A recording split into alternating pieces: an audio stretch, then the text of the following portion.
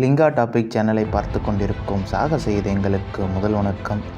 இந்திய வரலாற்றிலேயே முதன்முறையாக கப்பலோட்டிய தமிழன், தமிழ் மண்ணுக்காக செக்கிழுத்த செம்மல், ஏழைகளுக்கு இலவசமாக வாதாடும் ஒரு வழக்கறிஞர் வ.உ. சிதம்பரம் பிள்ளை அவர்களின் வாழ்க்கை பயணத்தை ஒரு பார்வையாக இந்த வீடியோவில் பார்க்க போகிறோம்.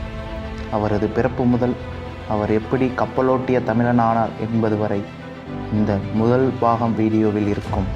நேரமும் விருப்பமும் இருந்தால் இந்த வீடியோவை முழுமையாக பாருங்கள்.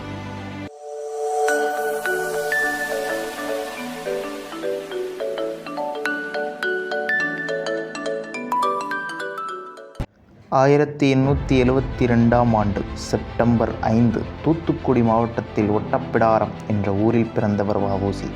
வள்ளிநாயகம் உலகநாதன் பிள்ளை இவரது தந்தை, பரமாயி இவர்களின் தாய். இவர்களுக்கு இவர் மூத்த மகன்.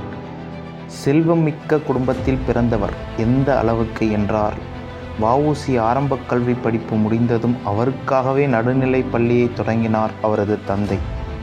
உயர்கல்விக்காக தூத்துக்குடியில் படிக்க வைத்தார். படிப்பு முடிந்ததும் அவரது தந்தை தாலுகா ஆஃபீஸில் குமாஸ்தா வேலை வாங்கி கொடுத்தார். நம் வ.உ.சி.க்கு ஆங்கிலேயர்களின் கீழ் வேலை பார்ப்பது பிடிக்கவில்லை.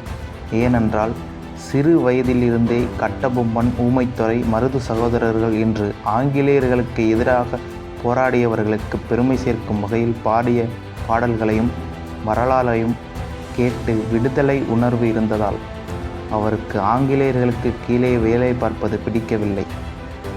அதன் பின் திருச்சியில் ஒரு புகழ்பெற்ற வழக்கறிஞரிடம் பயிற்சி பெற்று சன்னது பட்டம் பெற்ற வ.உ.சி. ஏழை மக்களுக்காக இலவசமாக வாதாட ஆரம்பித்தார். ஏழைகளின் நிலங்களை கைப்பற்றிய ஜமீன்களுக்கு எதிராக வாதாடி பல ஏழைகளின் வாழ்க்கையில் பிரகாச வெளிச்சத்தை தந்தவர் வ.உ.சி. இதனை அடுத்து தொழில் காரணமாக தூத்துக்குடிக்கு இடம்பெயர்ந்தார். அங்கு இந்திய தேசிய இயக்கத்துடன் தொடர்பு ஏற்பட்டது. மக்களை திரட்டி பிரிட்டிஷ் அரசை வீழ்த்த முயற்சி செய்தார் வ.உ.சி. ஆங்கிலேயர்களை விரட்ட வேண்டுமென்றால் அவர்களின் வணிக வியாபாரத்தை ஒழிக்க வேண்டும். அவர்களுக்கு மிகவும் உதவியாகவும் போக்குவரத்தாகவும் கப்பல்தான் இருக்கிறது என்பதை அறிந்த வ.உ.சி.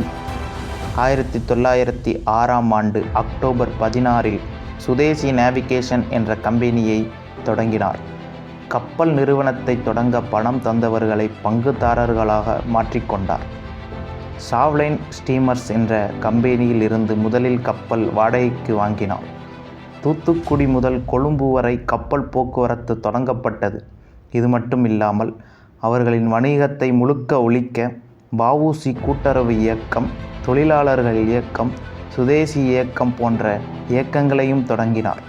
இது பிரிட்டிஷ்காரர்களுக்கு சுத்தமாக பிடிக்கவில்லை. வாடகைக்கு கப்பல் கொடுத்த கம்பெனியை மிரட்டி அந்த கப்பலை திரும்ப பெற செய்தார். இதன் பின் சொந்தமாக கப்பல் வாங்குவதே ஒரே வழி என்ற வ.உ.சி. வட இந்தியர்களிடம் உதவி பெற்று எஸ்.எஸ். காலியோ என்ற பிரெஞ்சு கப்பலை வாங்கினார். அதேபோல் எஸ்.எஸ். லாவா என்ற மற்றொரு கப்பலையும் வாங்கினார். சுதந்திர ஆசை கொண்ட வியாபாரிகள் தங்கள் சரக்கை வ.உ.சி. கப்பலில் ஏற்றவே விரும்பினார்கள். இதன் பின் வரும் வரலாறை 2ஆம் பாக வீடியோவில் பார்க்கலாம். நன்றி.